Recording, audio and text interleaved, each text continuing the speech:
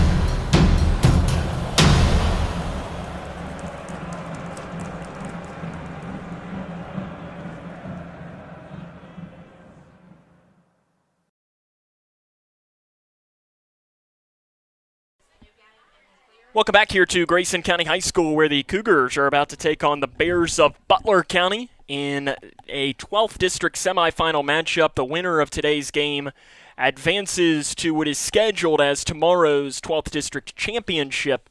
It is scheduled to be played tomorrow at 6:30. Mother Nature looks a little bit up in the air, and as to when that game would then be played, if it is canceled tomorrow, that's when things might get just a little bit interesting. It's now time to meet the starting lineups for both teams. First, for the visiting team on the scoreboard, the number 4 seed with a record of 9-16, 2-4 in 12th District play. It is going to be the Bears of Butler County. Let's meet the starting lineups for both of these teams. First, for Butler County, leading off and playing right field is going to be Parker Penley. Batting second at second base is Justin Caslin. The 3-hole hitter will be the starting pitcher, Colton Hudson.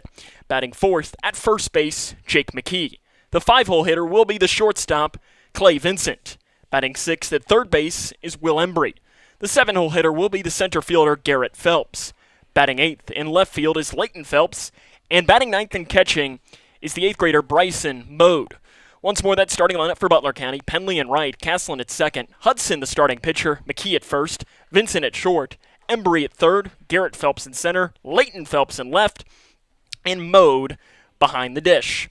And now the starting lineup for your Grayson County Cougars with a record of 14-13, 5-1 in 12th District play. Leading off and playing catcher will be Landon Haycraft. The 2-hole hitter will be the center fielder, Jaron Van Meter. Batting third at first base, Camden Brothers. The cleanup hitter will be the right fielder, Landon Shirella. Batting 5th at third base, Eli Watson. Batting 6th at second, Levi Rogers. The 7-hole hitter will be the designated hitter, Andrew Butler. He will be in place of the starting pitcher for Grayson County, Gage Napier. Batting 8th in left field is Hunter Felty, and the 9-hole hitter will be the shortstop, Chase Bonnock. Once more, that lineup for Grayson: Haycraft behind the dish, Van Meter in center, Brothers at first, Shirella in right field, Watson at third, Rogers at second, Butler is a designated hitter for Napier, the starting pitcher, Felty the left fielder, and Bonnock as the shortstop. Your coaching matchup have a combined 18 career Major League games between them. Keith Butler and Jody Nutt. Keith Butler for Butler County and Jody Nutt for Grayson County. It looks like we got a good umpiring crew out there as well. Looks like Tommy Burris behind the dish. Sean Williams out in the field as well. And I'm not sure who the other umpire is. It's not a face that I at least recognize. Out is Tommy Burris running that meeting. It's the home plate umpire calling the balls and strikes in today's game. Your uniform matchup, both teams rocking the pinstripes. Butler County, some really good-looking blue, all blue uniforms with the white pinstripes. I know one of our color analysts that we usually use, Chase Blaine, there's nothing he loves more than the all-solid color uniforms. He loves them. He's a big fan of those. And Grayson County has the all-white jerseys with the navy blue pinstripes as well, wearing the orange hats.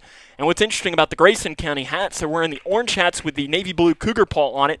And on the back, it says Mr. Spirit. So Mr. Spirit always with them for this. And obviously, if you're a Butler County fan or you're a Grayson County fan watching this broadcast, if I say the name Mr. Spirit, you know who we're talking about. And if not, it's the guy with the big orange hat. And then there you go. Okay, now you at least put the face to the name. Mr. McGee is always with this team. As they're continuing talking over, reminder that this is just game one of our doubleheader today. Game number 2 will be Whitesville Trinity against Edmonson County. We'll have the coverage of that game as well. That will begin probably about 25 minutes at the conclusion of this game, give or take. They have to get out there, warm up, repaint some of the lines, and so on. So probably about 25 minutes after the conclusion of that game, that'll give us the time to take a break and so on. They're continuing their conversation right now. Looks like we're getting closer and closer to getting underway. The players that you'll need to know for both of these teams: Colton Hudson for Butler County had a massive game the last time we were here on Wednesday, including in the first inning a home run to straightaway center field, hitting off of the power pole that is out there. And that was a game that he went 4 for 4 in the contest. Played extremely, extremely well. For Grayson County, it's a couple of guys that have stood out. Landon Shirella leads the team in average, OPS, RBIs, but Eli Watson's been the guy he's been able to find his way to get the ball over the fence. In batting practice today, he had a couple that were just barely missed going out of the ballpark, and I think that could probably say if you're Eli, meaning he's just saving that little extra power for the game today. We have yet to see one of those 4 Eli Watson home runs. Could number 5 come today, or will it be another home run for Butler County against the Cougars?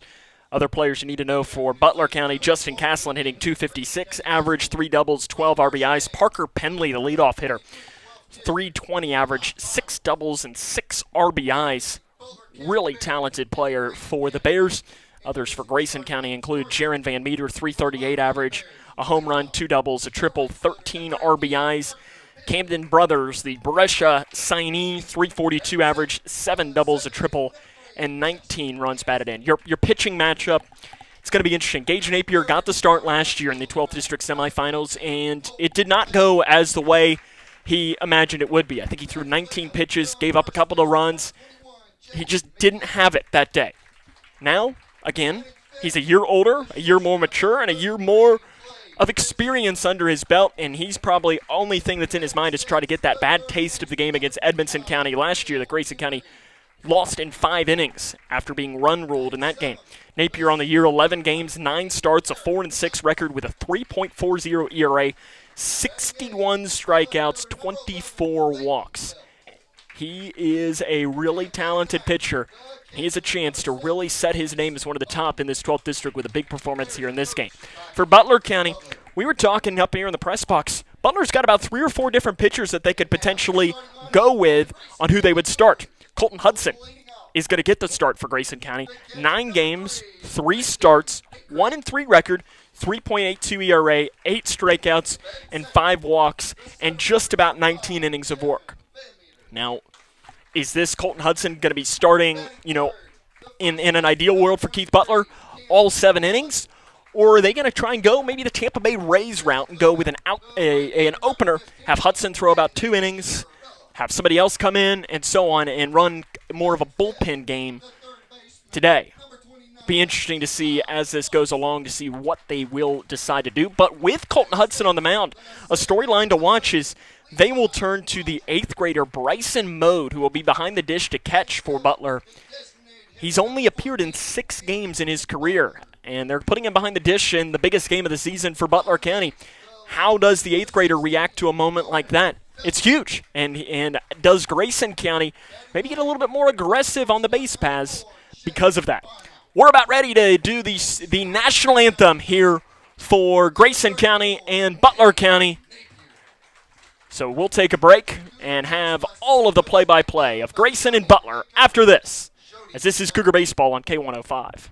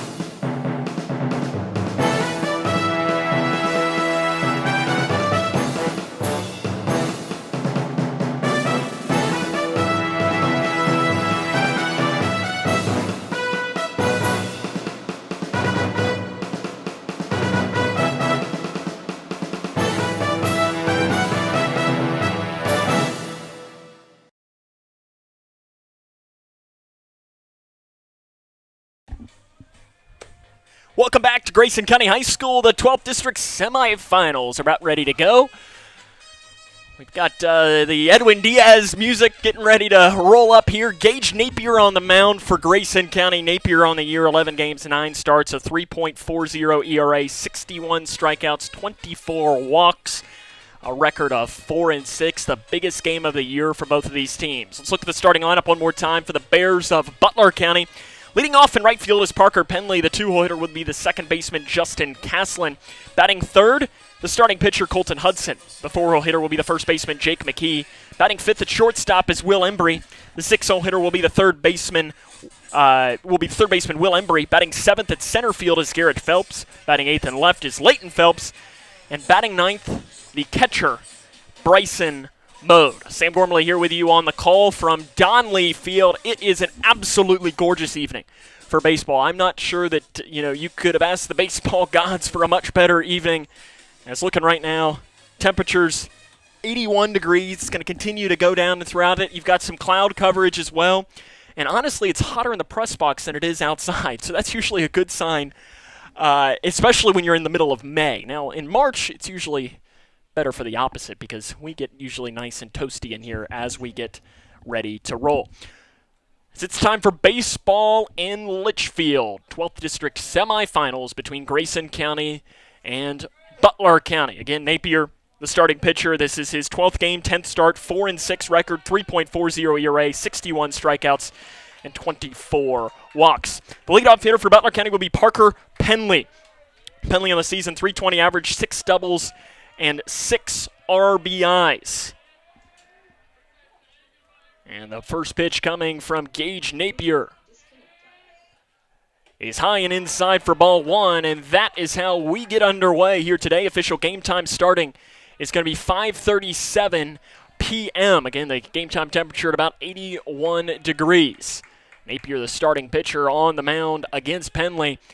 And pitch number 2 is outside for ball 2. The defensive lineup for Grayson: Felty in left, Van Meter in center, Shirella in right, Watson at third, Ballnock short, Rogers at second, Brothers at first, Haycraft behind the dish, and Napier on the mound. 2-0.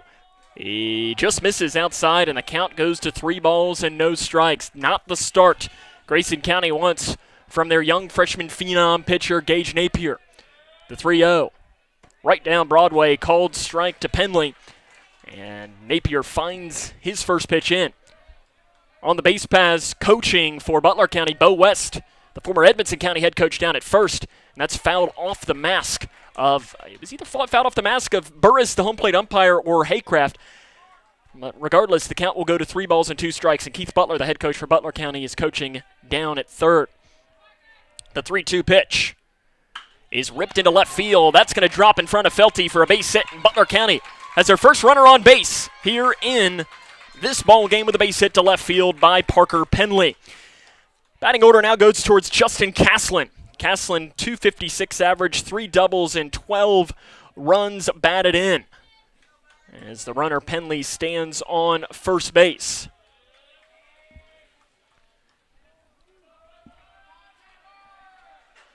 Napier pickoff move in there safely is Penley down at first. These two teams played twice last week. Grayson County won both of them, 5-4 in Morgantown and 11-10 here in Leitchfield, as both of those games were back and forth the entire time. And this is a heck of a rubber match, or it's not a rubber match, but it feels that way because, I mean, Grayson won both of them by one run in both of those games. You know, pitch here, pitch there, and it very well could be flipped, and Butler County could be the team that had won both of those.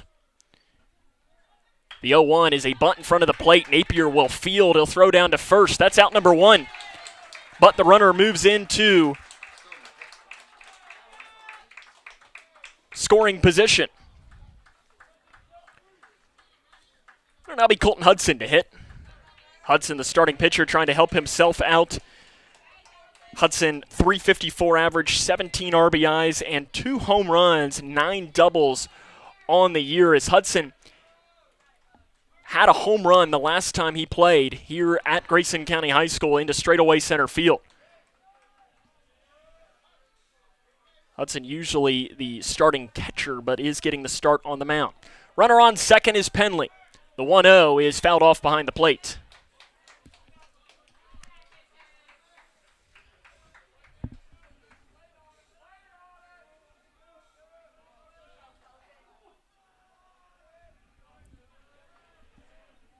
The 1-1 is a fly ball left field. It is going to go well foul, but if Hudson straightens that out, it's 2-0. Because he crushed it. It just now landed beyond the opposing bullpen down the left field line. That's a poke, to get it down to that way. So 1 ball, 2 strikes. 1 down here in the inning. Big leadoff at second by Penley. Napier delivers the pitch. Slow grounder foul down that third base line.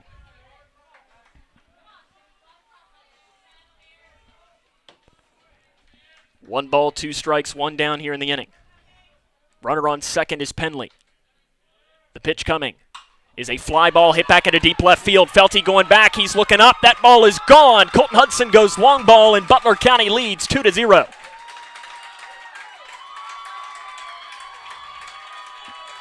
Not the start at all Grayson County wanted, but deja vu from when these two teams played back on Wednesday. Hudson has played in 2 games at Don Leitchfield this year and has hit a home run in the first inning of both of them.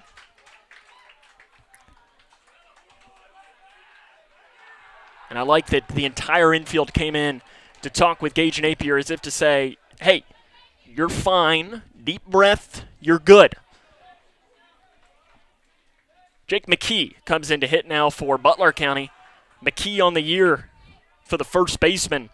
190 average, 2 doubles, and 8 RBIs. First pitch is a strike.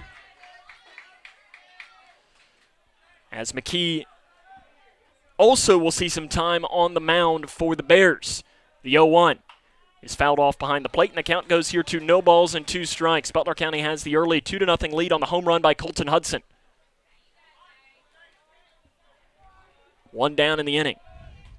The 0-2 to McKee is popped straight up behind the dish. Haycraft goes to chase, but it's even behind us here in the press box. We didn't hear that one smack on top of us. It rolls into where the fans will park behind us. We'll do the 0-2 one more time to McKee. Pitch fouled off and ends up hitting McKee in the back of the head. As he fouled it off the plate, and it bounced and hit him back on this backside. Keith Butler talking to his senior first baseman, giving him the pep talk. Gage Napier, this will be pitch number 18 in the inning. The 0-2 again coming. Swing and a miss. McKee down on strikes. Gage Napier gets strikeout number 1 of the game. And Clay Vincent will come in to hit now for Butler County. Clay Vincent on the year, 271 average with 9 runs batted in. Vincent on the year having a solid one for the shortstop. First pitch is a ground ball to the shortstop, Bonnock. He has it. He throws on to first, and that is the inning. Butler County, though, strikes first on the 2-run home run by Colton Hudson. It is Butler County 2, and the Cougs are coming up. This is Cougar Baseball on K105.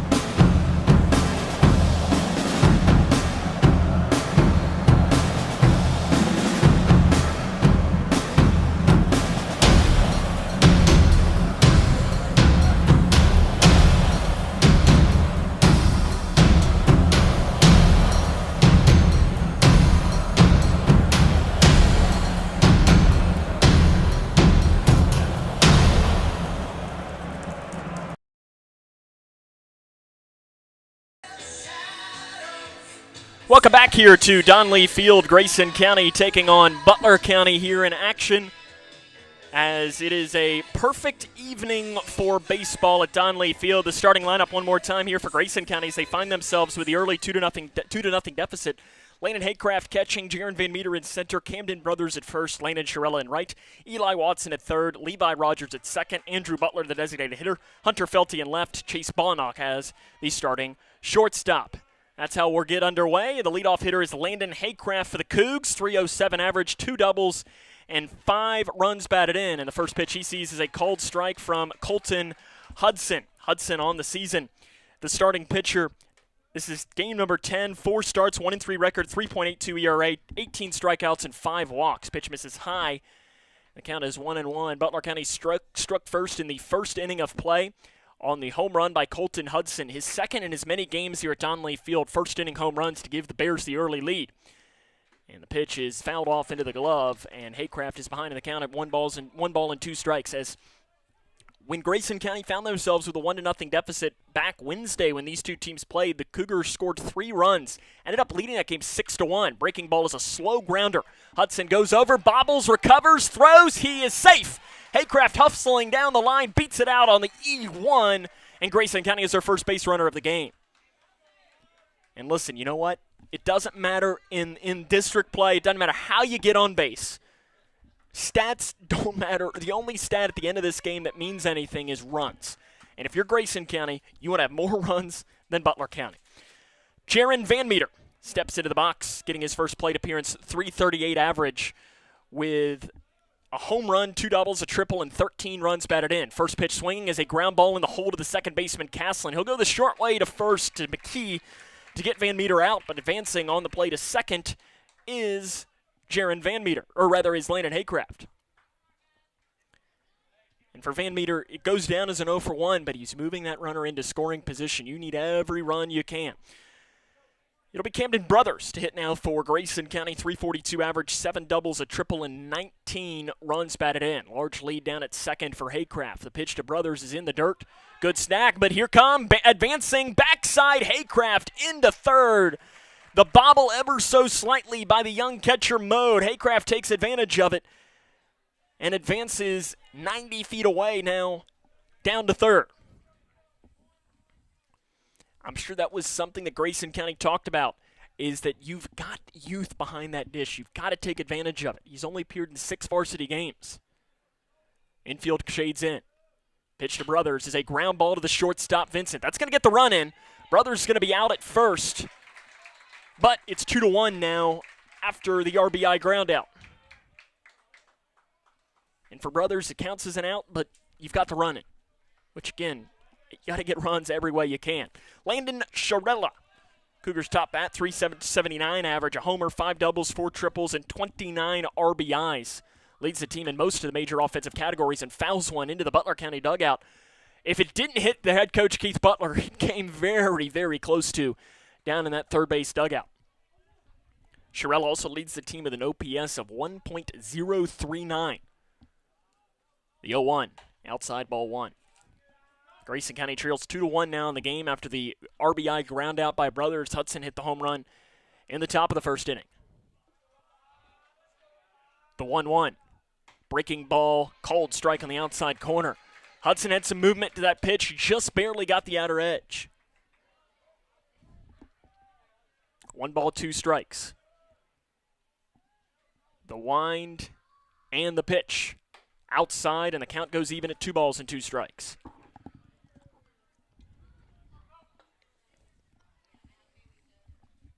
Hudson the long look in. Trying to get out of the evening. The break even coming to the junior. Sharella is a little blooper left side into left field off the outstretched glove of Vincent. Grayson County has a runner on base now with 2 down in the inning. It'll be Eli Watson to hit for Grayson. Leading the team in home runs does Watson, a .295 average, 4 homers, 8 doubles, and 31 runs batted in. And not entirely sure as what the conversation is happening now from the Butler County dugout towards home plate umpire Tommy Burris. So he took his mask off and was saying something to the dugout. I'm not entirely sure what that was about. 2 down here in the bottom of the first inning. Sharella on first. Watson up. Pickoff move. Sharella is in there barely ahead of the tag. Not the greatest slide in by Landon Sharella. When he did, the arm kind of popped off for a second, and it was a bang-bang play. The first base umpire, obviously the best angle at anybody in the building. It was very close, though.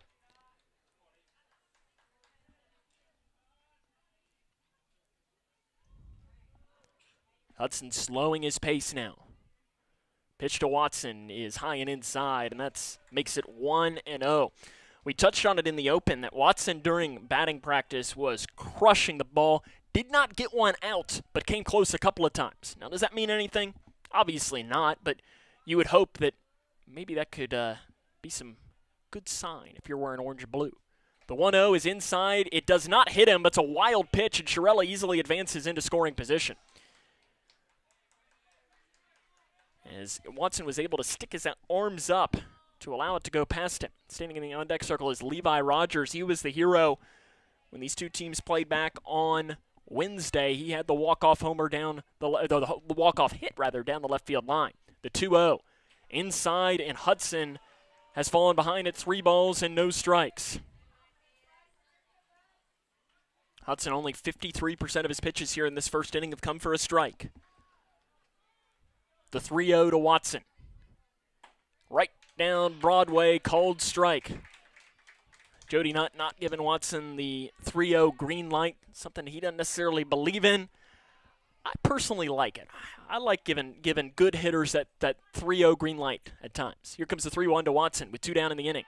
Backside pickoff, Shirella goes into center field. Shirella's going to try and dig for third. The throw coming in, and he is safe. It hit him in the helmet. They're going to send Shirella home now. A play coming at the plate. Shirella dives in. It pops off the glove of the catcher, Mo. Grayson County ties the game, 2-2.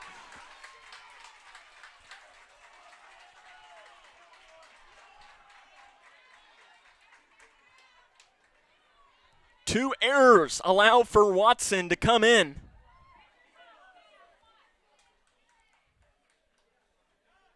We'll go E1 and E8 on the play. That allows for the game to be tied at 2. The 3-1 to Watson. Swing and a miss. That'll make the count go full here at 3 balls and 2 strikes. Already a great start here at Don Lee Field. The full count coming from Hudson is popped straight up right side, and it will go out of play. Heads towards the players' parking lot and over top of the Grayson County bullpen. Butler got 2 at the start of this inning. Grayson County now has 2 in this inning. The 3-2 pitch. A bunch of 2s on the scoreboard. Inside, it doesn't. I'm not sure if it hit him or not, but it doesn't matter. Watson's going to get first base via the free pass. And Levi Rogers, the hero, and these two teams played back last week. Toes into the box. He had the walk-off hit down the left field line. Rogers, a .301 average, a homer, 9 doubles, and 19 RBIs. And the first pitch he sees is outside for ball 1. Rogers has really found his own. Hitting in this 6 hole is the starting second baseman for Grayson. Pitch coming is hit right into center field. Phelps goes back to the track, looking up. He's not going to get it. It bounces off the wall, takes an awkward bounce. Nutt is going to wave around Watson. Watson digging for home. The play comes in. It's a wild throw. Watson scores. Levi Rogers doubles off the wall, and Grayson County has a 3-2 lead. The Butler County killer strikes again, and Grayson has the lead. Watson was digging all the way. Jody Nutt, usually conservative third base coach, was not even thinking twice. He was rounding him as soon as Watson hit second. Andrew Butler will have a chance now for Grayson County. Butler returning from an injury and just barely misses him. As Butler hitting .217 on the season, 6 RBIs. As Butler missed games last week due to a hip flexor strain. Luckily, he's back in the lineup today. I talked to him before the game. He said he's feeling good. Fouls it off behind the dish. And I like the attempt there by Mode. He caught it, bounced up into the air. It hit off the plate, and he caught it and tagged out Butler to try and see if he couldn't pull a fast one on the home plate umpire, Tommy Burris. And Burris said, not so fast.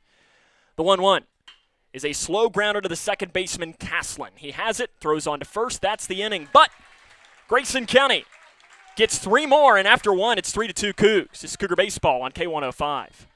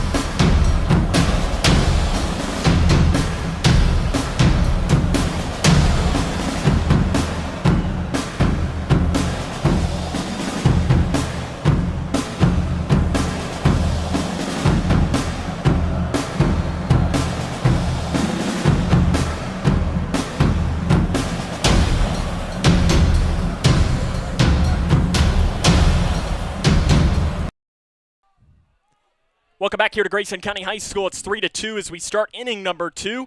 Will Embry leads off for the Bears of Butler County. And the first pitch coming from Gage Napier, who has himself a lead now, just misses outside. Embry, the third baseman for the Bears, 194 average, a double, 3 triples, and 8 RBIs. First pitch, or the second pitch rather, is outside for ball number 2. And Napier has fallen behind in the count, 2 balls and no strikes. What a inning in that first, as Butler County had the 2-run home run by Hudson, but the Cougs came back a 2-out rally, scoring 2 runs with 2 outs to make it a 3-2 game. So 3 balls and no strikes to the leadoff hitter of this inning, and there's a called strike to Embry. For Grayson County here, you've got the 1-run advantage. You can't allow Butler to get some momentum back, as the energy that was in that Bear dugout to start the game, which was loud and rowdy, has been sucked out with a straw. You can't allow them to get that feeling back, as there's a leadoff walk on the pitch low, and it'll be Garrett Phelps to hit. Phelps, 205 average, 9 doubles, and a pair of triples for the Bears. You could also see him on the mound at times today. He has 4 appearances. The sophomore Garrett Phelps getting the start in center field. Napier delivers the pitch.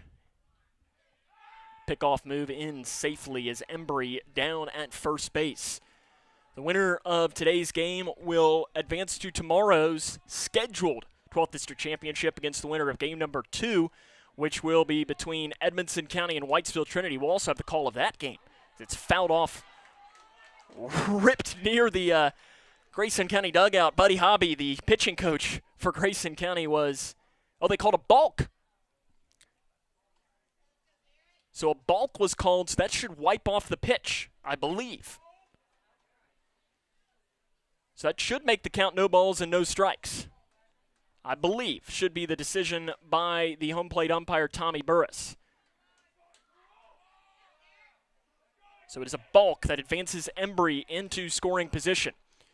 So here comes the 0-0 pitch now, showing bunt. It pops off the glove, advancing to third base on the pass ball is Embry, and this is not going the way Grayson County wanted.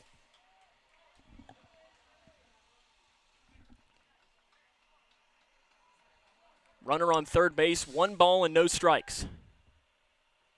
I believe should be the count, since they called the balk before the foul ball. The umpire, Tommy Burris, it is 1-0. Okay, I was right. Look at that. I get one right. Once a game, I get one right on these 50-50 calls. So that means, sorry for those of you that are watching for the next 3 hours, it might be a little bit of wrongness happening. The 1-0 is outside. Napier struggling to find the strike zone, and Buddy Hobby is going to call timeout, and he's going to run out there to chat with his young pitcher. Napier's thrown 26 pitches in the game. Only 15 have gone for a strike. That's 58%, but especially in this second inning, only 1 of his 7 pitches have been called for a strike. And I'm sure that's part of this conversation from Buddy Hobby is probably going to be, hey, just take a deep breath. You're doing good. Like, you're fine. Especially when you're facing 7, 8, 9 in the order.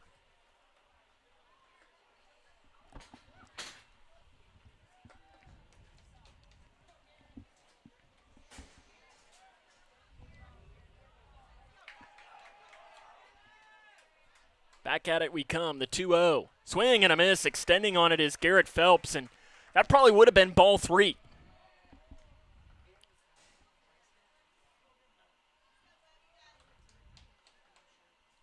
And that is one of the best things you can see as a pitcher is when you see somebody extend on a pitch that was a ball.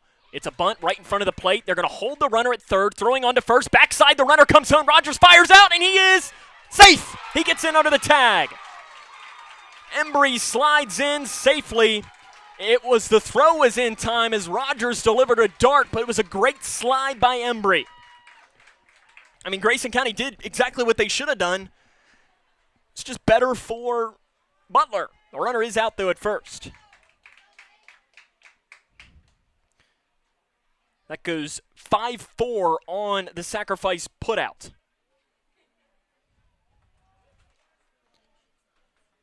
and ties the game at 3, more importantly. The safety squeeze works out in favor of Butler. First pitch is ball 1 outside to Leighton Phelps. Phelps watches the pitch low, and the count goes to 2 balls and no strikes. Leighton Phelps on the season for Butler County, a .233 average with 5 RBIs. Back-to-back Phelpses. 2-0. Called strike at the knees. Napier struggling to find the strike zone early in the game. The 2-1 coming. Swing and a miss on the pitch inside, making the count go even at 2-2. Sometimes just getting that runner off base. Yes, the run crossed can make a pitcher just feel the weight lifted off of his shoulders. Swing and a miss on the pitch inside. Down on strikes goes Leighton Phelps. And it'll now be a young 8th grader to step into the box. Bryson Mode, only 8 at-bats entering today's game, 2 for 8 with an RBI. Bryson Mode is the hitter for the Bears. And the first pitch from Napier is a swing and a miss at a pitch high. Mode did not look comfortable taking a swing. It's a car alarm is being fired behind us. The 0-1 is low. The Edmonson County bus just pulled in, and I like the parking job that they made. They just made one themselves off to the left side. 1-1 coming. Is a ground ball to Rogers at second. He'll throw on to first. That's the inning, but Butler County ties the game back up. It's 3-3 as we head to the bottom of 2. This is the 12th District Baseball Tournament, only on K105.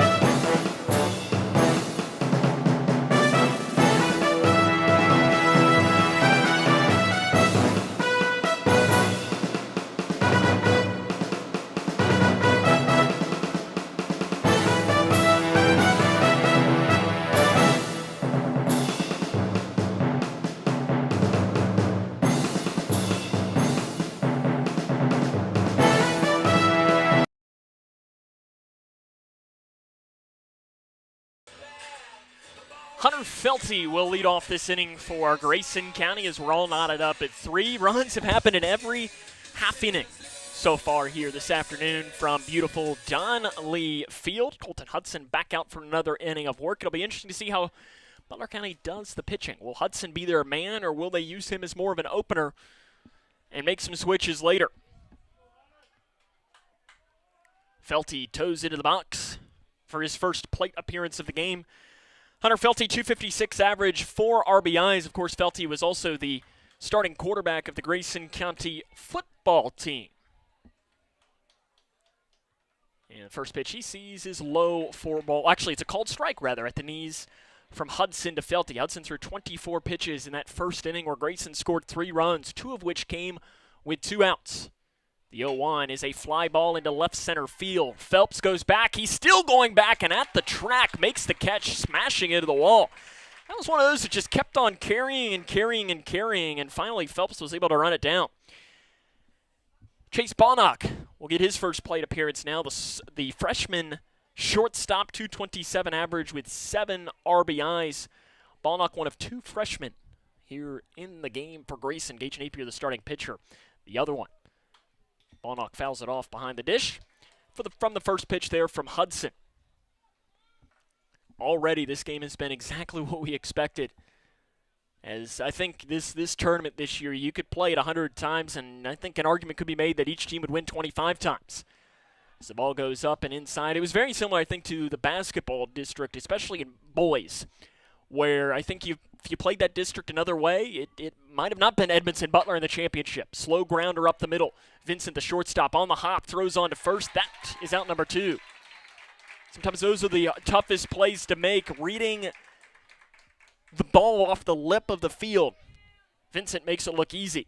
Lineup flips back over to the leadoff hitter, Landon Haycraft. Haycraft reached on an error in his first plate appearances. Butler County in that first inning had 3 errors, allowed for Grayson County to cross their runs.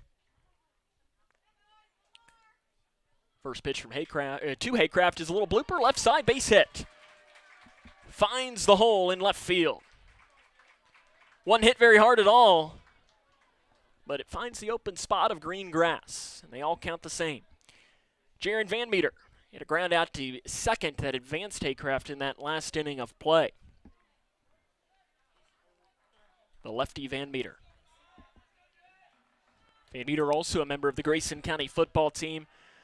One of those guys that played everywhere. Wide receiver, played a little quarterback, played running back, and he hits a fly ball into right field. If it's fair, it might leave the ballpark. It's down the line, and it just misses, leaving it bounces off the wall. Haycraft, a hard turnaround third. He will come into scoring. Grayson County leads 4-3 on the long double by Jaron Van Meter. Another ball that just kept carrying and carrying and carrying, and for a second, thought it might have had a chance at leaving the ballpark. Camden Brothers will get his shot. He grounded out to short that crossed Haycraft in the last inning. Grayson has the lead back at 4-3.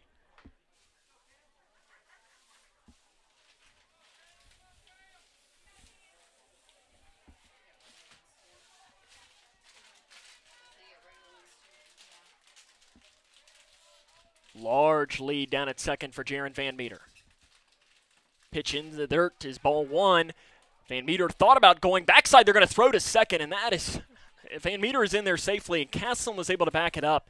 That'll probably be one of those that Keith Butler later will tell his young catcher saying, hey, don't throw that, because only bad things can happen. The small percentage you're actually going to get the guy out at second is not worth the risk of throwing it into center and allowing a speedster in Van Meter to advance to 90 feet away. Brothers, hard ground ball foul down the left field line, as it goes to 1 ball and 1 strike.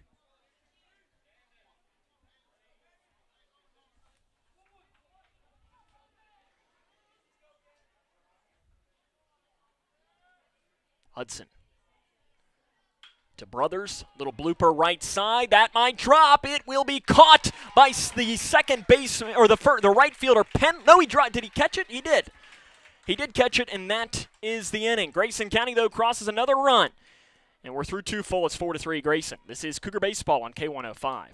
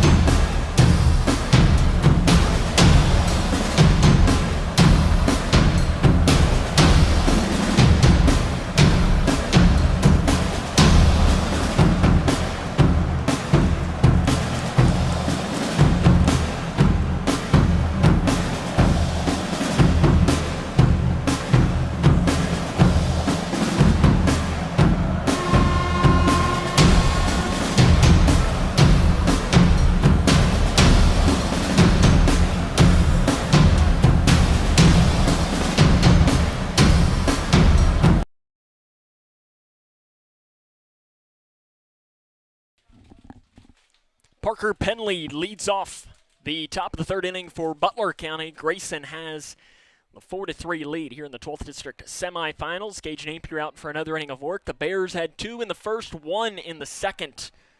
Grayson had 3 in the first, 1 in the second, which gives us that 4-3 advantage. Penley got it started with a single to left field to open up the game back in that first inning. And the first pitch he sees here from Napier in inning number 3 is popped straight up behind the dish and out of play. And that is a prime example of why I don't park my car right up behind the press box, because if you would have parked there, you might be needing a new windshield or at least have a nice dent. That was right behind where we're sitting. The 0-1 breaking ball misses high from Napier. As Edmonson County, who plays game number 2, they arrived maybe about 10 minutes ago. You can see some of their players stationed down the third baseline. Pitch misses outside. I have not seen the Raiders of Whitesville Trinity come just yet. But that doesn't mean that they might be hiding somewhere else. 2-1 to Penley. Is ripped right back up the middle, base hit. Bears get it rolling again. And it'll be Justin Caslin. Caslin had a sacrifice in his first plate appearance of the game, as he sent it right back to Napier, who threw him out at first, allowing for Penley to advance to second. Is Keith Butler going to do the same thing in this situation, playing a little small ball, trying to get the run back that they lost in the last inning?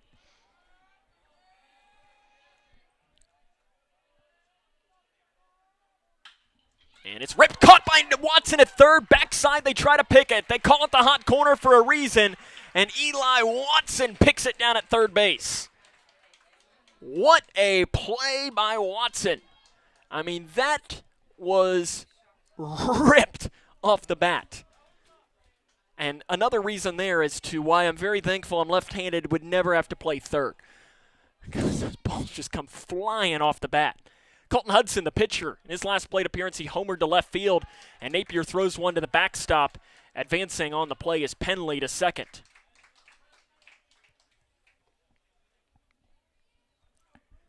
Hudson, a no-doubter into left field in plate appearance number 1, and it's his second home run in as many games at Don Lee Field. He fouls one into the Butler County dugout, and if he didn't hit one of his teammates, he came very close to. It took a weird bounce, and I think it might have been Logan Hargrove, the junior, that took a dive out of the way of the ball at the last second, make sure it didn't hit him.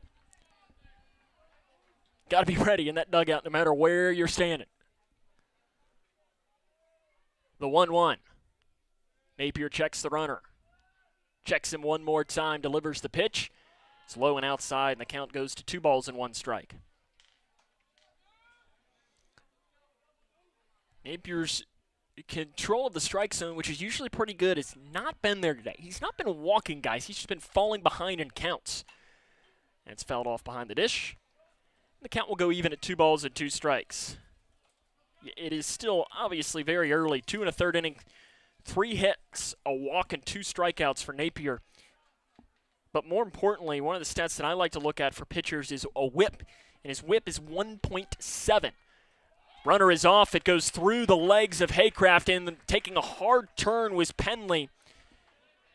And the wild pitch allows for Penley to advance 90 feet away. And what the whip is, if you're not sure, is it takes your walks and hits, combines that per innings pitch. So it's a way to say how many base runners an inning Gage Napier is having. And right now he's at about 1.8, which is too high. You really want to be at that 1.0 mark as a pitcher. The 3-2 is a base hit left field, tie ball game. Colton Hudson, 3rd RBI of the game. And we're all knotted up at 4. Jake McKee comes in for the Bears. McKee struck out swinging in his first plate appearance. McKee, the senior starting first baseman for the Bears. He got the start on the mound last week when Grayson played this team. McKee's showing bunt. Pulls back, advancing on the play is Hudson down to second, and he is out. Deader than a doornail down at second. He tried to dive out of the way, but that's out number 2. It might have been a hit and run. It is a called strike on the play as well.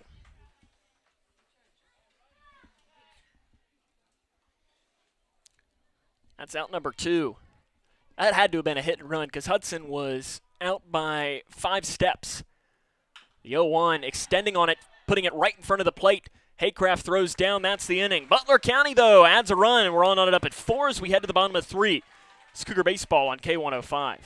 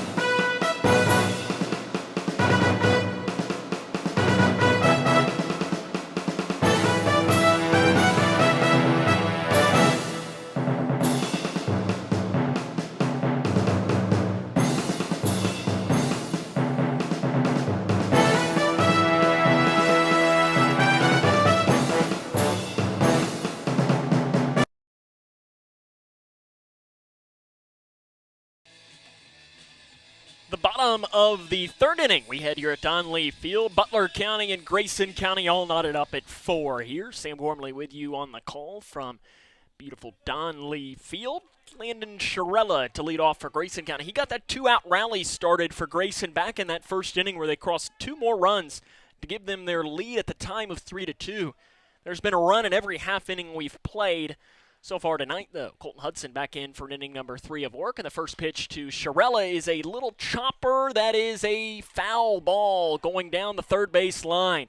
It was hugging the line all the way, and the third base umpire, Sean Williams, at the last second did call it foul. It was wild just how that ball was dribbling all the way down that line, and I guess the last second where it was fielded by the third baseman, Embry, it did go foul. 0-1 to Sharella. Breaking ball misses outside.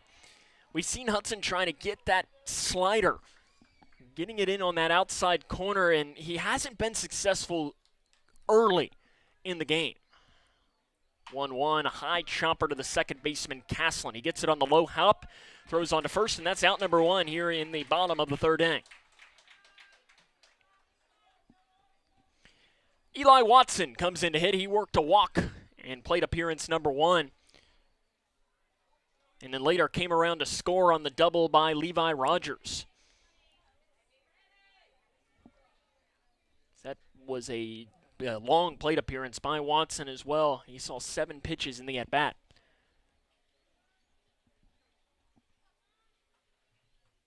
Getting some new baseballs out. And the first pitch to Watson misses low. 4-4 between Grayson County and Butler County here in the bottom of the 3rd inning. Winner advancing to tomorrow's 12th District Championship game. The 1-0 inside misses Watson, and the count goes to 2 balls and no strikes. The 2-0 pops straight up left side, and it will go over top of the Butler County faithful sitting to our left and out of play.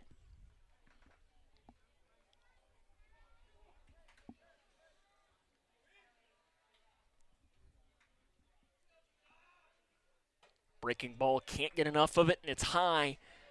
And we're 3 balls and 1 strike now to the senior Eli Watson. Trying to make sure this is not his last game played in the Grayson County uniform. Losing team, that will be it. And Watson hits one down the left field line. It is going to be a fair ball and goes into the left field corner. Watson takes a hard turnaround first, and it gets trapped under the tarp, but he pulls it out at the last second. Regardless, it is going to be a double for Watson down that left field line, and with 1 down in the 3rd, Grayson County's knocking on the door with adding another. And it'll be Levi Rogers, who in his last plate appearance doubled off the wall in center field over top of the head of Garrett Phelps.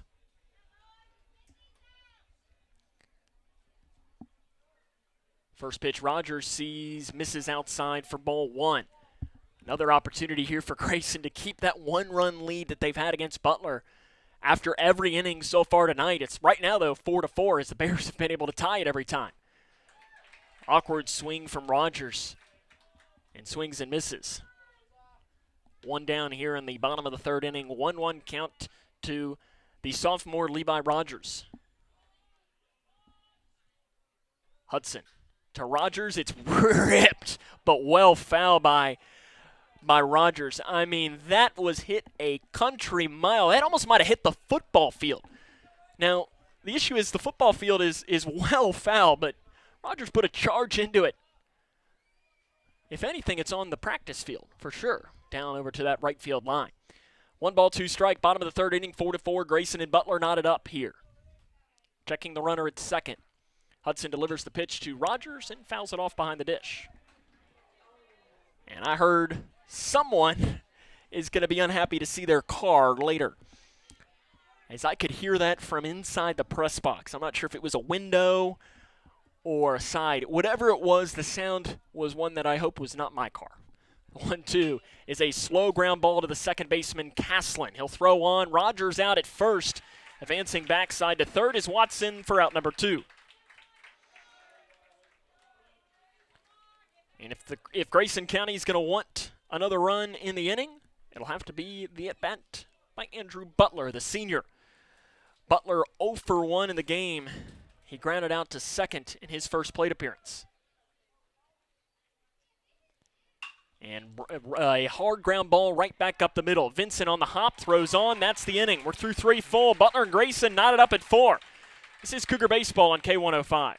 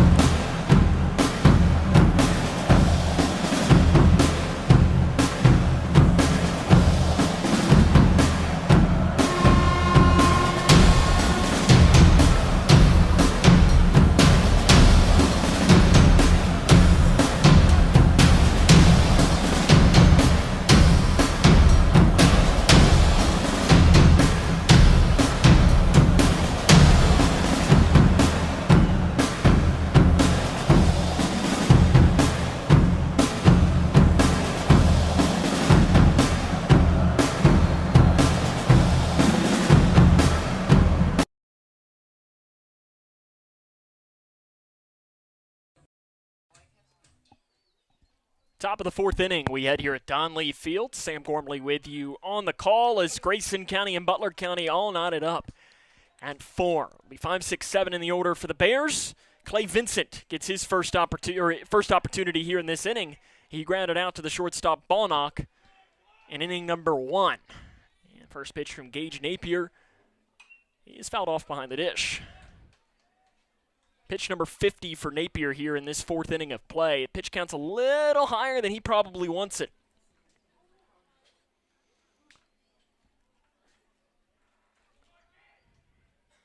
And there's another base hit for Butler into left center field. Felty comes in to grab it, but another batter reaches base here in the inning, to lead off the inning for the Bears. For Butler, they've had the leadoff runner on base every single inning, and that leadoff runner has come around to score in the previous 3. Will Embry comes in to hit. He walked his first plate appearance of the game.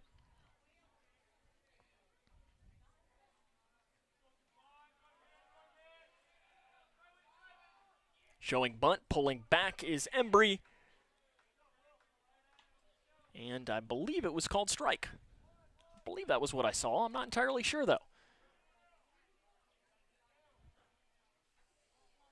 When those bunts happen, sometimes you can't really tell. With the pitch coming here, we'll find out. Pickoff move in safely. Back down at first base is Vincent. Usually the umpire will let us know before the pitch. We haven't gotten that quite yet. Swing and a miss. We'll see what the count is. If it's 0-1, 1-1, 0-2. Let's see if they'll let us know. We're waiting. We're waiting. And they're not going to let us know. So I guess we'll find out. Shows bunt, pulls back. It is a swinging strike and backside pickoff, and that, I guess, must have been ball on the first one because Will Embry's not headed to the dugout. So it's 1-2 is the count. Now he's letting us know after we figured it out. Embry is the hitter. Pitch misses high from Napier. Grayson's making sure they keep an eye on Vincent down at first base.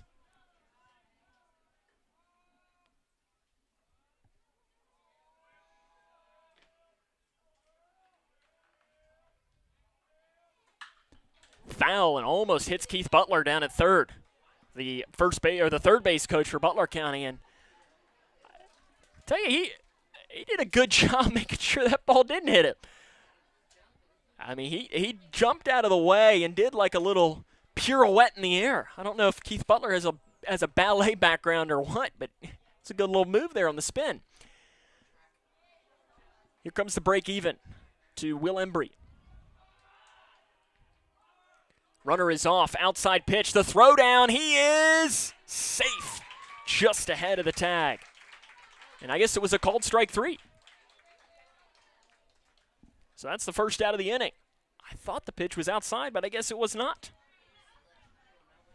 Garrett Phelps will now get his chance. He sacrificed in his first plate appearance of the game, so he's 0 for 0.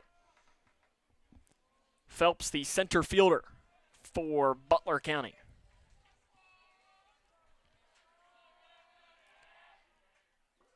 And it bounces low, gets away from Haycraft. Vincent will stay put down at second base. As a reminder, we will have coverage of game number 2 of our doubleheader today that at this rate probably won't get started until after 8 o'clock. 1-0. Shows bunt, pulls back. Butler seems to be more than fine with playing small ball.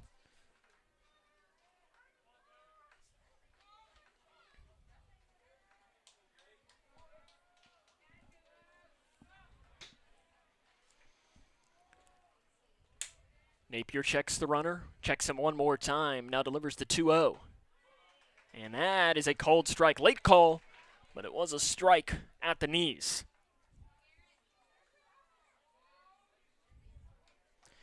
So 2 balls, 1 strike.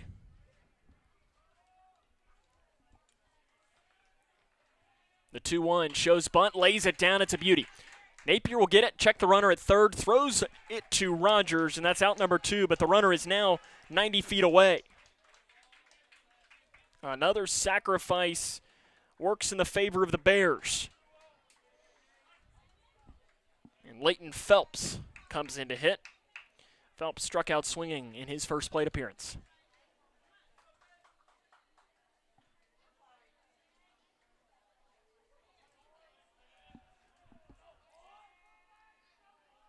Swing and a miss. The first pitch to Phelps.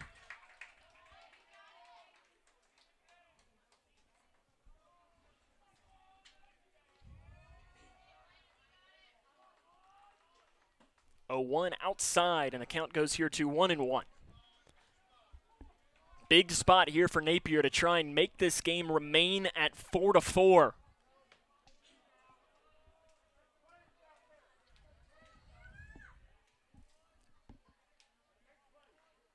One high swing. Phelps probably would want that one back. Pitch swinging at the high strike.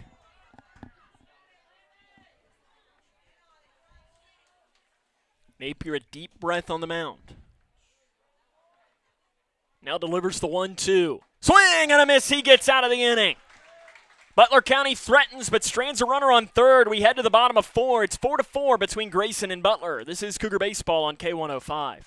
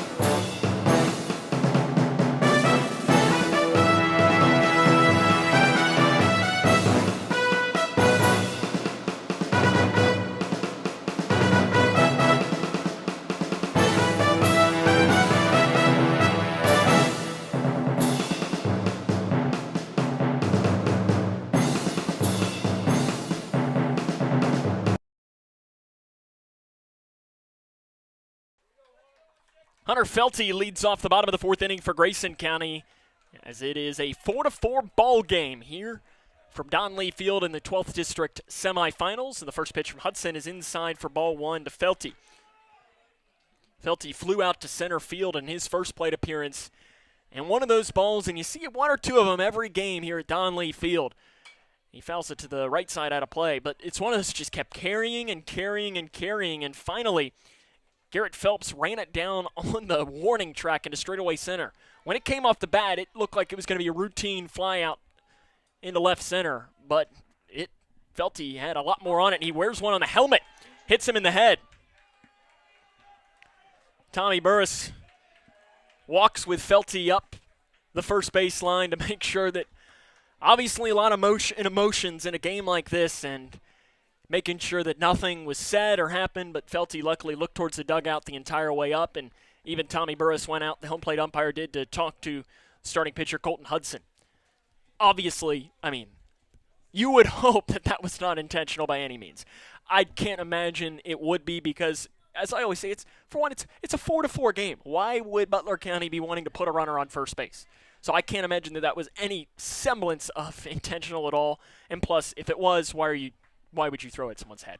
So showing bunt is ball knock, and he fouls it off. So I think that was just one that slipped out of the hand of Hudson, and Tommy Burris, the home plate umpire, knowing that there's a lot of emotion surrounding this game, just decided let's make sure that we keep things calm.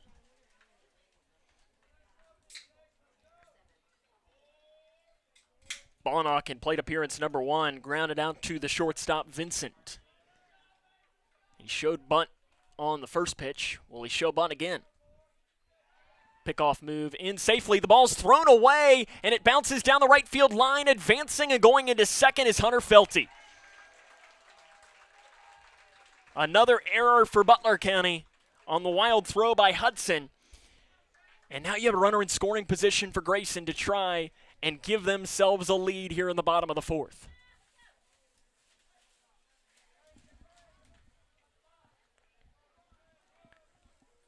Now the question is will Bonnock keep the bunt on to try and advance Felty to third? He does. Lays it down. It's a beautiful bunt down that third baseline. Hudson throws it into right field. It's a wild throw. Advancing and coming in to score is Felty. Backside Bonnock slides into second, and Grayson County has the lead back at 5-4 here in the bottom of the fourth. The error by Hudson is a two-base error, and Grayson leads.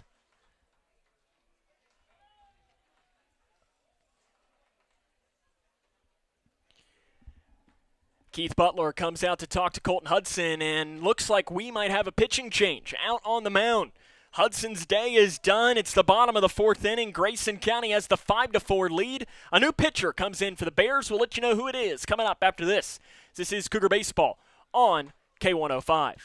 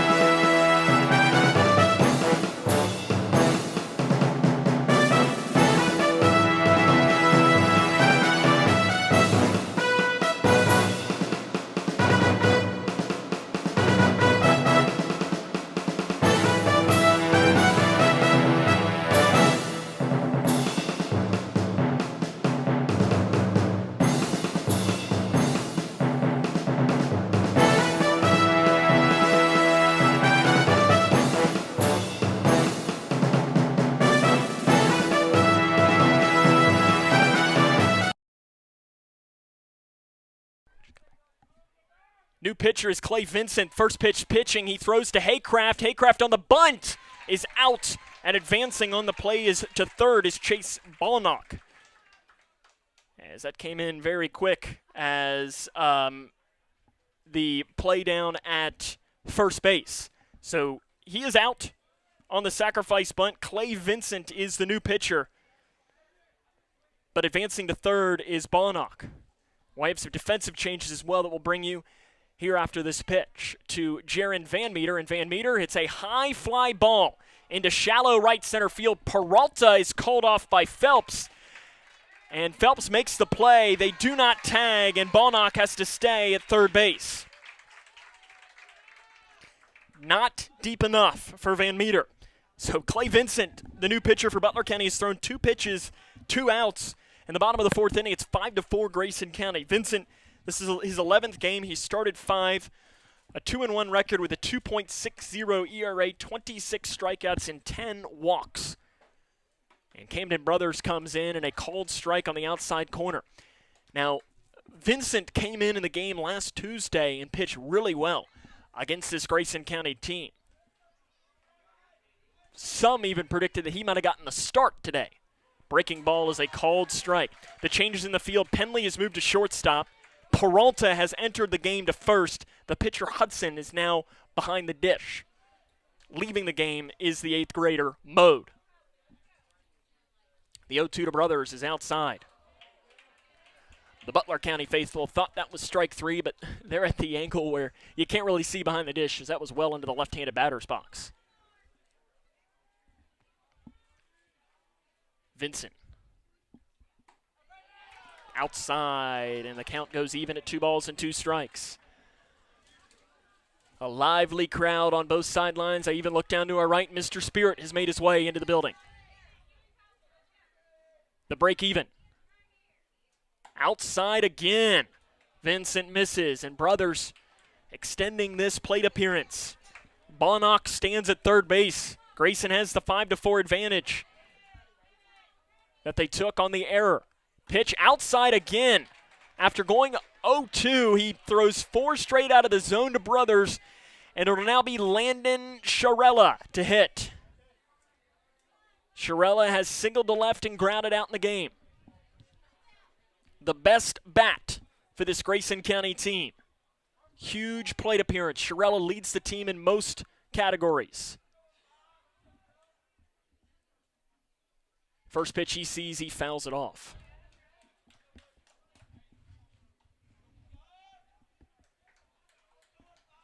Ballnock stands at third.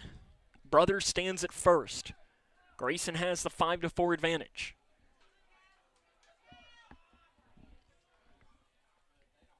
Pitch, called strike on the inside corner. Sharella, safe to say, did not agree with that call. Could see some grimace in the face. Here comes the 0-2. Deep breath by Vincent. Pitch, fly ball hit back into deep center field. Phelps is going back to the track, looks up, makes the catch.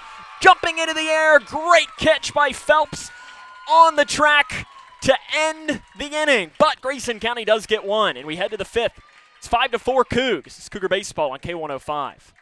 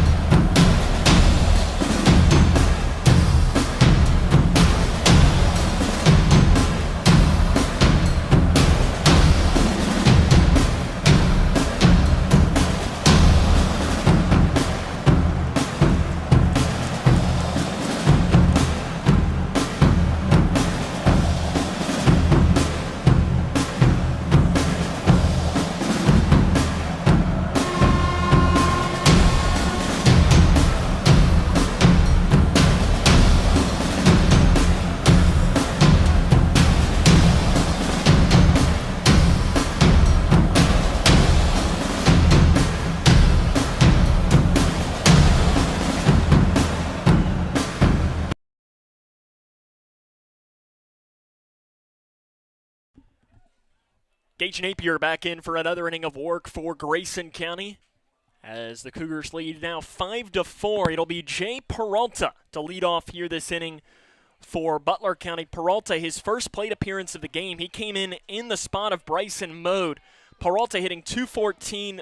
He does have 9 runs scored, though. In the first pitch to Peralta, he shows bunt, pulls back, just misses outside for ball 1. So Peralta, not a ton of experience with at-bats, as he's only had 14 total at-bats on the season. Used a lot as a pinch runner or a courtesy runner at times. Peralta, the right fielder, pops straight up behind the dish, and it will go foul, and that, almost hits athletic director Jason Kincaid. As we can look out, we only have a little window we can see out to our left, and great job backing out of the way of it. He almost wore that on the back. The 1-1. Behind the batter, Peralta.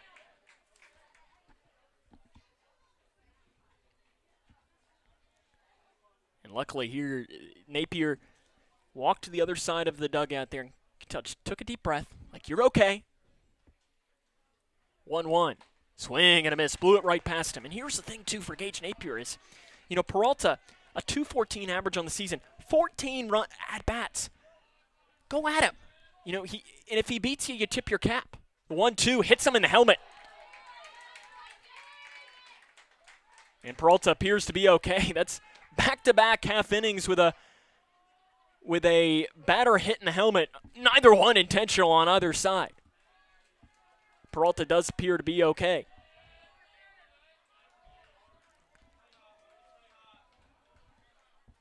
Parker Penley, 2 for 2. He's single to center, single to left against Gage Napier.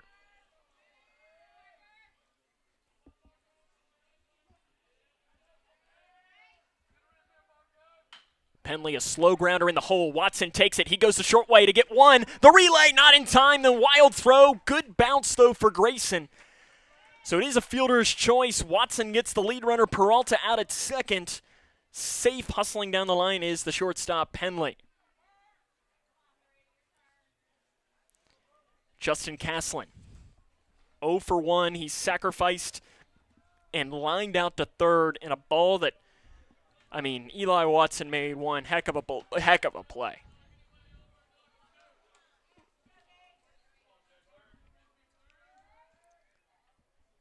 Pitch is low in the dirt from Napier. Napier at 72 pitches, 61% for a strike. It's not been the best from Napier in today's game. We've seen him better, but he's still getting the job done. Outside, ball 2. He stranded the runner at third base in the last inning.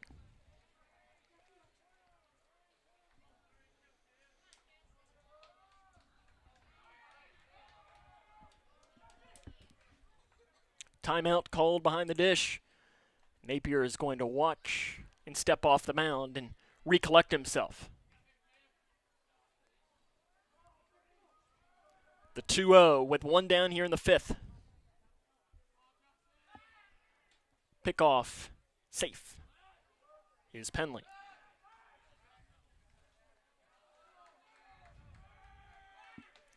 Starting to see some chirping coming from both dugouts. Not in by chirping, I don't mean anything like yelling at the other team. It's more of just yelling to yell. Making sure that they have themselves feel like they're in the game. Napier comes with a 2-0. It's outside, thrown to the backstop, and advancing is Penley. We've seen quite a few wild pitches and pass balls now in the game.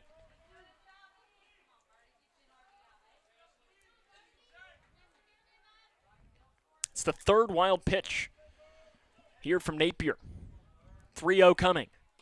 Outside, 4-pitch walk. And you're starting to see some head scratches happening in the Grayson County dugout. How long is what's Gage Napier's leash?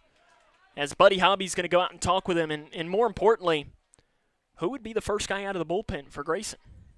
Jody Nutt coming to talk with the home plate umpire, Tommy Burris, during this meeting on the mound by Buddy Hobby, the pitching coach for Grayson. As this is just decisions here. This is where every pitch means something, and as I look down, and the movement that's happening in the Grayson County bullpen is Edmonson County warming up a little bit. They're starting to throw, as I'm not sure if that'll tell us a little bit of who might be the starting pitcher, and if it is, they'd be starting a freshman who has not appeared in a game. So I don't think so. I think somebody's just throwing just to have some fun.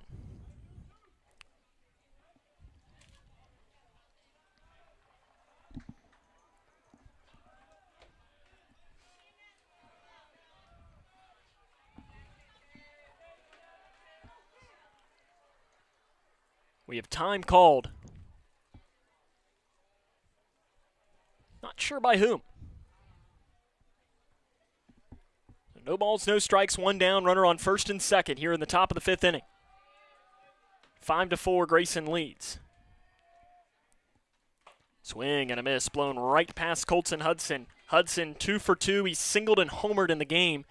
He's now 6 for his last 6 here at Don Lee Field against Grayson County. Grayson County's not had a way to get him out.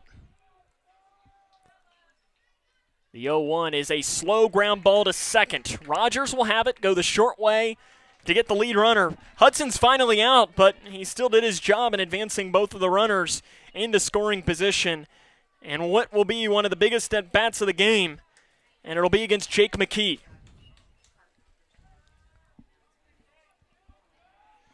McKee 0 for 2. He struck out and grounded out against Gage Napier. Runners on second and third. Grayson leads by 1. First pitch misses low.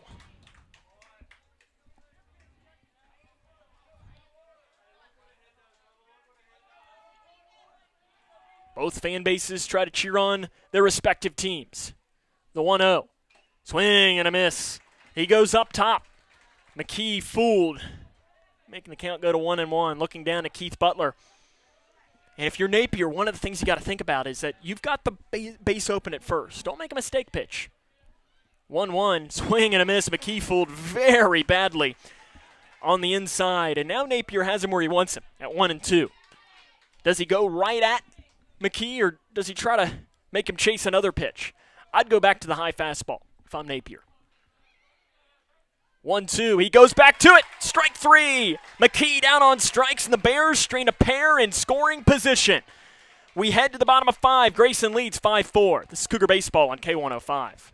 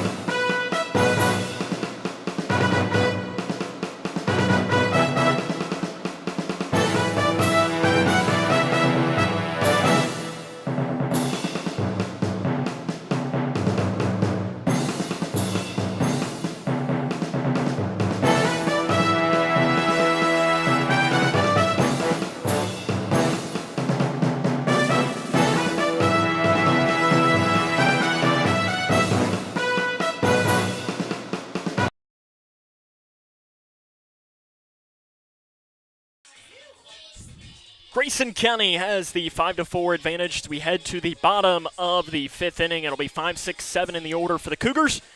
Eli Watson will lead off. Watson, in his last plate appearance, doubled down the left field line. He ripped it, too. And as I mentioned as we started the game, in warm-ups, Watson was crushing the ball off the left field wall, just missing a couple of batting practice home runs. Again, does a batting practice home run mean anything? Obviously not, but still.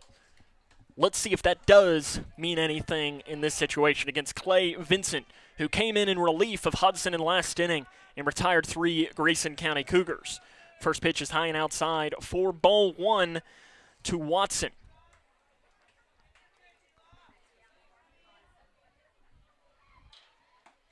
Pitch goes right down Broadway, a called strike, moving it to 1-1. That does close the book on Colton Hudson, the starting pitcher for Butler County. He goes 3+ innings, 5 hits, 5 runs, only one of them earned with 1 walk. 1-1 is a fly ball hit into center field. Phelps going back and makes the grab a couple of steps on the edge of the track for out number 1.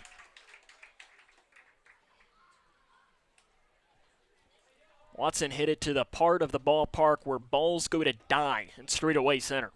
Levi Rogers comes in to hit. He's 1 for 2. He doubled into center and grounded out to the second baseman, Caslin, in his 2 plate appearances today. And he puts a fly ball into right field.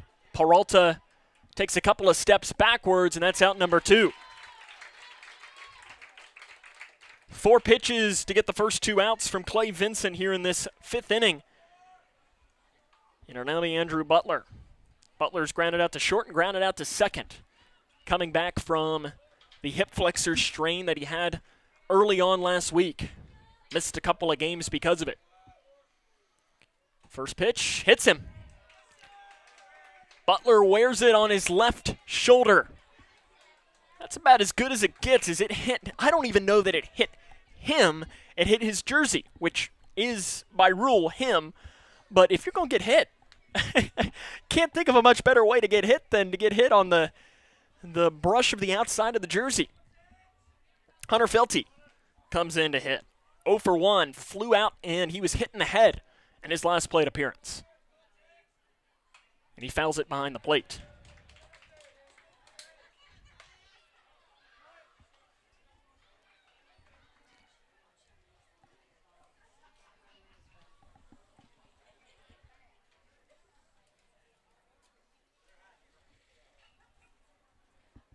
As nobody came out from either dugout to go grab the foul ball, and Tommy Burris, the umpire, was looking to see if anyone would, so finally he went back to grab it himself. 0-1 to Hunter Felty with a runner on first base, Butler. Felty fouls it again right behind the plate.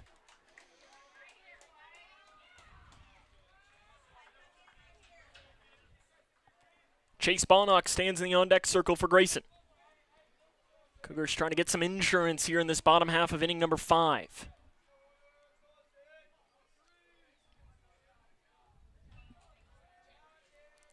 The 0-2 just misses outside. Butler County thought that was strike 3. But it was just a couple of inches outside. As Bob Euchre would say, just a bit outside. 1-2 is high, and the count goes even at 2 balls and 2 strikes. 2 down here in the bottom of the 5th inning. Grayson leads 5-4 against the Bears of Butler.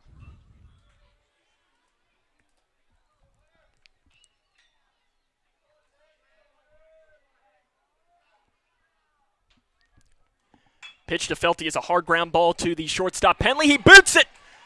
Everyone's going to be safe. It goes underneath the glove of Penley at shortstop, and the rally continues for Grayson.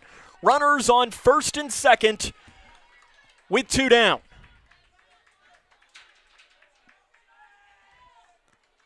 For the Bears, the errors are mounting. That is error number 6 here in the 5th inning for Butler County. Chase Bonnock is 0 for 2. He reached on an error in his last plate appearance. And the ball goes high. Grayson has taken advantage of the mistakes by Butler, and a heavy shift is going on for Butler as the second baseman, Caslin, is playing behind the bag, partially as a pickoff attempt. Bonnock pops it off left side. It will corral and go foul into the Butler dugout.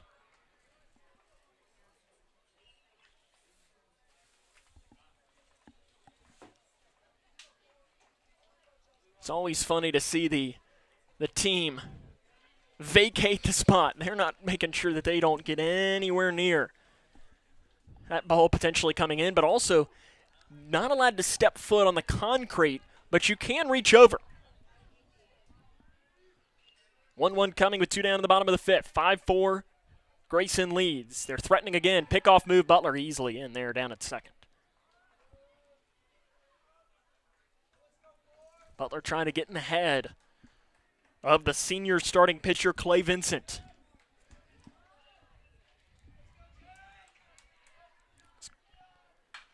Hard ground ball to third. Stepping on third is Embry, and that is the inning. Grayson threatens, but we're through 5 full. It's 5-4 Grayson County. This is Cougar baseball, rather, on K105.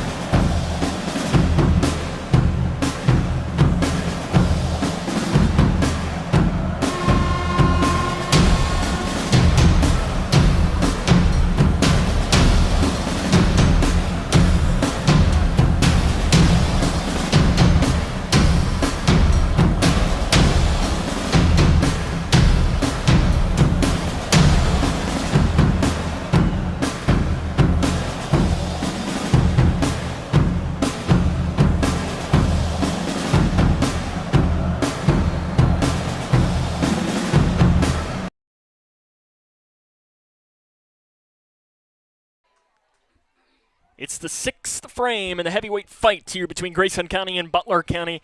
Clay Vincent to lead off this inning for Butler. He's 1 for 2 in the game, single to left and grounded out to short against Gage Napier, who is in for this 6th inning, and the pitch is a called strike at the knees.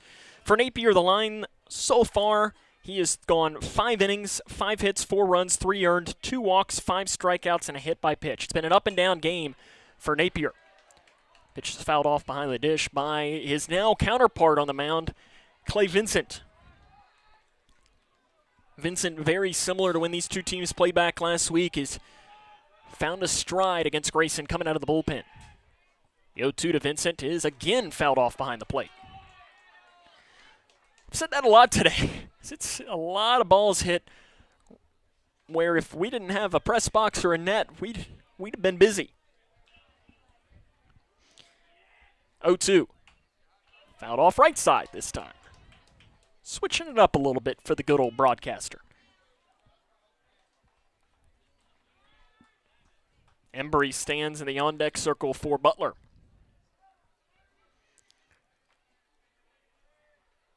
0-2. Just misses a little bit high, and the count goes to 1 ball and 2 strikes. We do have a final score in softball. Davis County has been the first team, one of the first teams to punch their ticket to the 3rd Region Softball Tournament. So 1-2 pitch coming is a line drive into center field for a base hit. Clay Vincent just off the outstretched glove of Chase Ballnock. And another leadoff runner crosses or leads off here for Butler County. In every single inning, the leadoff runner has reached base for Butler. In 4 of those innings, the runner has crossed the plate.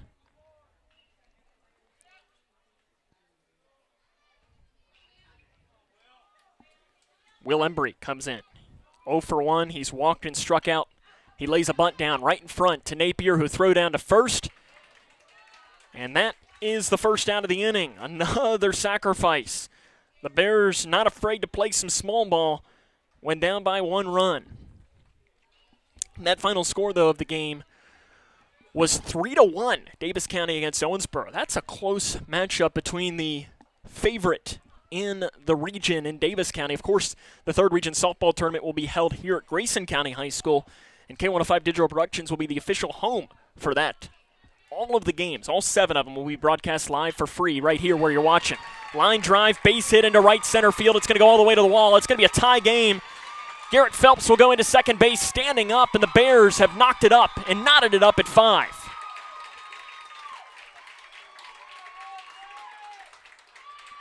Vincent easily scores, and just like that, it's a brand new ball game.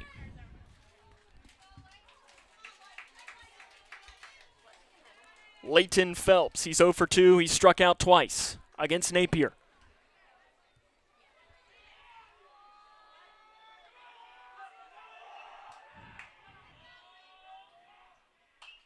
And popped off right side out of play. We've talked about how this is a game of momentum.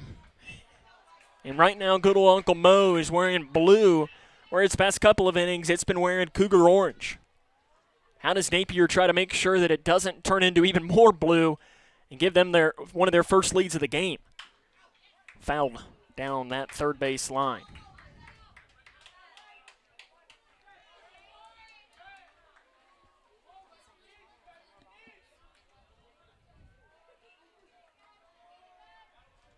Leighton Phelps against Gage Napier, who is at pitch number 92. Swing and a miss. Phelps down for the 3rd time in the game. It'll be Jay Peralta. He was hitting the head in his first plate appearance of the game. And luckily was okay as he wore it on the backside of the helmet.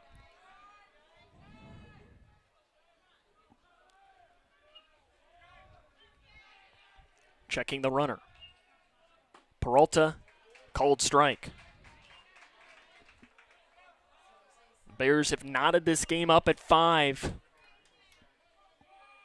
They've scored in 4 of the 6 innings against Gage Napier, and a slow grounder in the hole and into left field. They're going to round the runner coming home. Felty's throw in is not going to be in time. It's not a good throw, and Butler County has the lead at 6-5. Keith Butler had the windmill on all the way, and the single gives Butler County the lead. Garrett Phelps comes in to score. I was a little surprised they sent him, but that's knowing the scouting report. Felty not necessarily with the strongest arm in the world and not the strongest throw out in left field. Parker Penley now the leadoff hitter. 2 for 3. Singled twice and reached on a fielder's choice.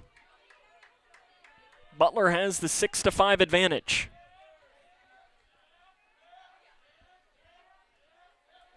And we're going to have time called, and Landon Haycraft's going to trot out to talk with his freshman starting pitcher, Gage Napier. Making sure everyone is on the same page, and Napier's going to toss the ball to Eli Watson. And they're going to tag third, saying that the runner didn't tag third, and they're saying he did. And you know what? It's worth a shot. I'm sure Eli Watson shouted over saying, I don't think he hit third. And the home plate and the field umpire, Sean Williams, said, oh, no, he did. Parker Penley is the hitter with 2 down here in the 6th. Butler County has their first lead since the first inning. Hard ground ball in the hole. Bonnock has it. He'll throw all the way across the diamond and get him out by half a step. Butler County, though, scores 2, and they have the 6-5 advantage as we head to the bottom of 6. This is Cougar Baseball on K105.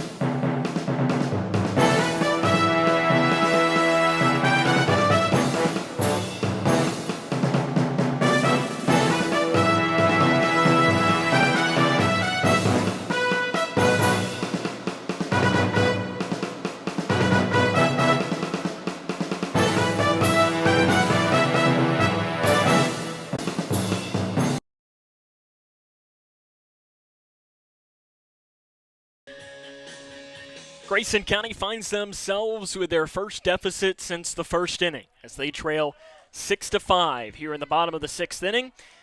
It'll be 1, 2, 3 in the order for the Cougs to try and get the runs back. Landon Haycraft to lead off. He sacrificed and singled and also reached on an error in the game against Clay Vincent. And the first pitch from Vincent is a fly ball left side out of play towards the Whitesville Trinity Raiders that are warming up. They will play in game number 2 of our doubleheader against Edmonson County. That'll get started about 30 minutes after the conclusion of this game. Vincent's been very good since coming in relief of Colton Hudson. And Haycraft extends and fouls it into the Grayson County the on-deck circle. Van Meter is the player standing there for Grayson.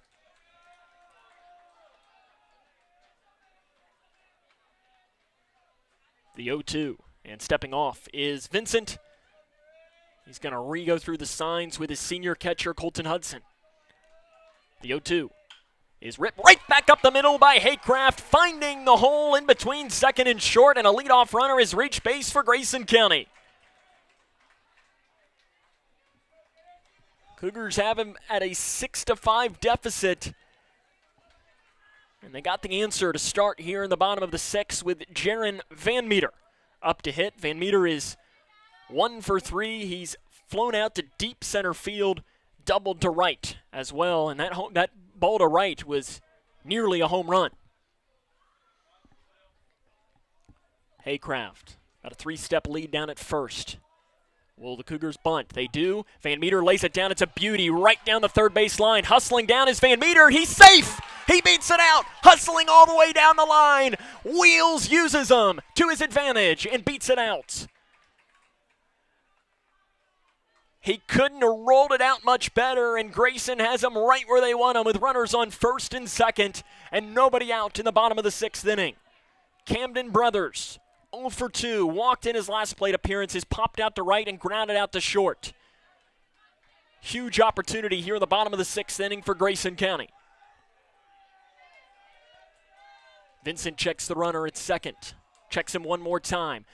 Brothers shows bunt, pulls back. It's a cold strike at the knees. Interesting decision by Jody Nutt to potentially bunt with one of his top hitters in Camden Brothers. When you're down by 1 in a win-or-go-home game, every run, every at-bat means something.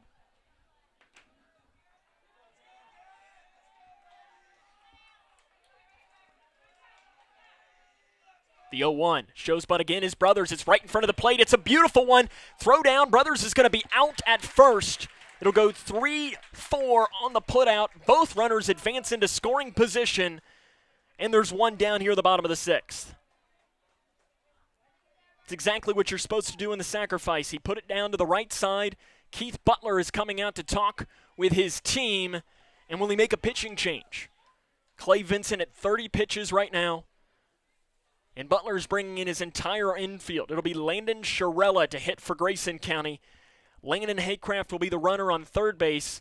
Jaron Van Meter will be the runner on second base. If you just joined us here in today's game, you've missed a dandy.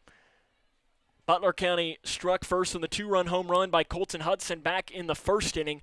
Grayson scored 3 in the first to jump out 3-2, and it's been a game of back and forth since. Butler tied it at 3. Grayson went up 4-3. Butler tied it at 4. Grayson went up 5-4, and then Butler in the last half inning made it 6-5, which is what our score is right now. Keith Butler, the head coach for Butler County, is breaking the huddle, and he's going to leave Clay Vincent out on the mound. The senior pitcher, he's only at 30 pitches, but the biggest at-bat of the game now facing the junior Landon Sharella. Pitch coming, Sharella shows bunt, pops it up into the air, and it is going to be caught by Hudson. What a diving play. He makes it. Hudson steals one from Sharella. That is as good as it gets from the senior Colton Hudson. And I'll tell you what, I'm not sure why you're bunting Landon Sharella in that situation. That's an interesting decision. And it'll now be Eli Watson. 1 for 2. He's doubled down the left field line.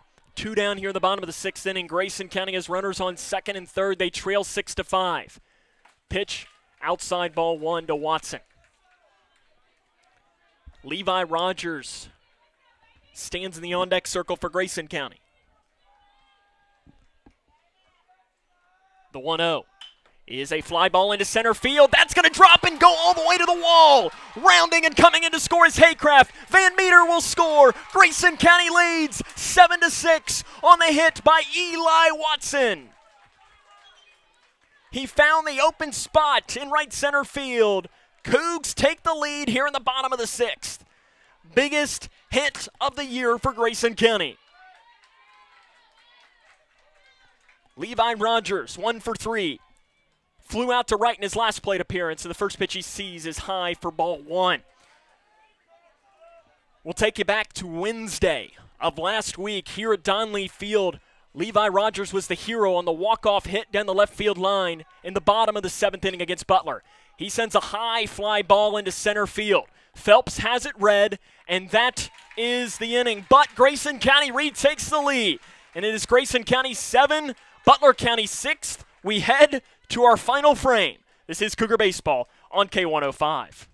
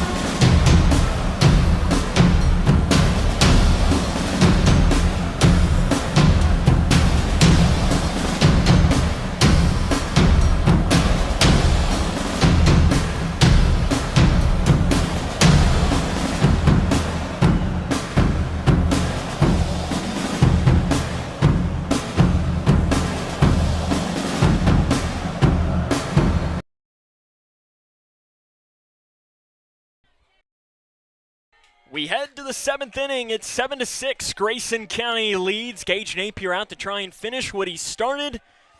And it'll be 2, 3, 4 in the order for the Bears of Butler County. Justin Caslin will lead off. He is 0 for 1 in the game, but he's walked and had a sacrifice. Grayson County 3 outs away from their first time advancing to the 12th District Championship since 2019. First pitch to Caslin is fouled off behind the plate. Edmonson County and Whitesville Trinity still to come, probably about 20 or 30 minutes after the conclusion of our game. The 0-1 to Caslin is low, and the count goes to 1-1. You could cut the tension with a knife right now. It is building on both of these sides of the field. 1-1 outside from Napier. Napier is at 98 pitches right now. Again, as a reminder, the rule is 120 is the maximum. That is, he can finish a plate appearance if the 120 comes during that. The 2-1, called strike at the knees. The count goes even at 2 balls and 2 strikes. If it comes to it, I don't know who Jody Nutt would bring in out of the bullpen. The break even. Swing and a miss! Caslin down on strikes. 1 down here in the top of the 7th inning.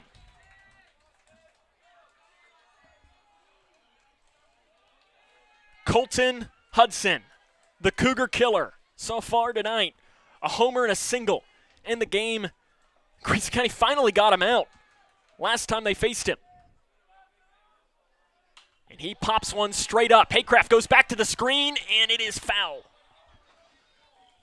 You can tell that these players, if they give 100% every game of the year, they're giving like 130 right now on both sidelines. Haycraft was sprinting to the net, and you just saw Colton Hudson make one of the best plays that you'll ever see a catcher make in the last inning. Inside ball one to Hudson. And it's like the baseball rule, too. When you make a really good play, you hit in the next inning. The 1-1. Outside, ball two. It is 7-6. Grayson County has the one-run lead against Butler. They just took the lead on the two-run single by Eli Watson. The pitch is popped up. Right side. The first baseman, Brothers, has it read, and he has it grabbed. Butler County is down to their final out, and it'll be Jake McKee. He's 0 for 3 in the game.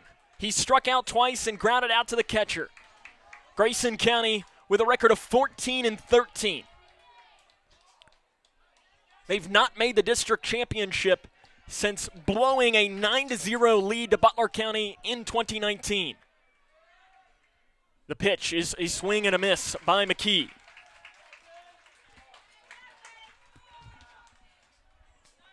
McKee, a 190 average entering the game, 2 doubles and 8 runs batted in. He's a senior. You got to imagine he doesn't want his career ending here. The 0-1. Swing and a miss. The Bears are down to their final strike now. Gage Napier, the freshman starting pitcher, the deep breath on the mound. The 0-2 pitch coming. Swing and a miss. Grayson County advances to the district championship for the first time since 2019 with a 7-6 victory against Butler County. Gage Napier goes the distance and gets the win. The loss is saddled to Vincent. Both of these teams played a great one, and for the third time in a week, Grayson County beats Butler County by 1 run. We'll come back, wrap it up after this. Again, your final score, Grayson County 7, Butler County 6. This is Cougar Baseball on K105.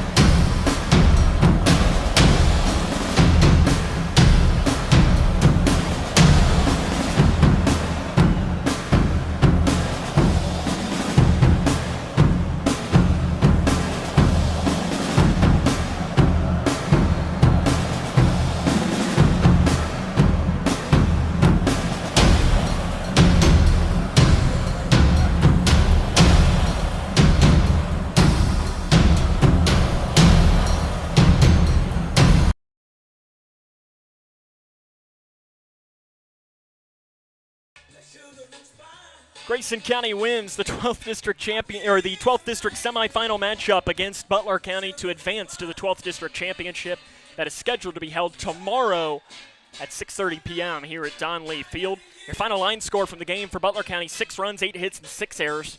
Grayson County 7 runs on 8 hits and no errors. The winning pitcher is Gage Napier. He goes the distance. 7 innings, 8 hits, 6 runs, 5 earned, 8 strikeouts, 2 walks, allowing 1 home run. Colton Hudson got the start. He went 3 innings, 5 hits, 5 runs, only 1 of them earned, and a walk. Clay Vincent, 3 innings, 3 hits, 2 runs, 2 earned, and a walk. He is saddled with a loss. RBI-wise, Eli Watson was the hero with a 2-run single in the bottom of the 6th innings that gave Grayson County the lead. Camden brothers Levi Rogers and Jaron Van Meter each added 1. For Butler County, Colton Hudson had 3 RBIs, 2 of them coming on the home run. Garrett Phelps had 2, and Jay Peralta had 1.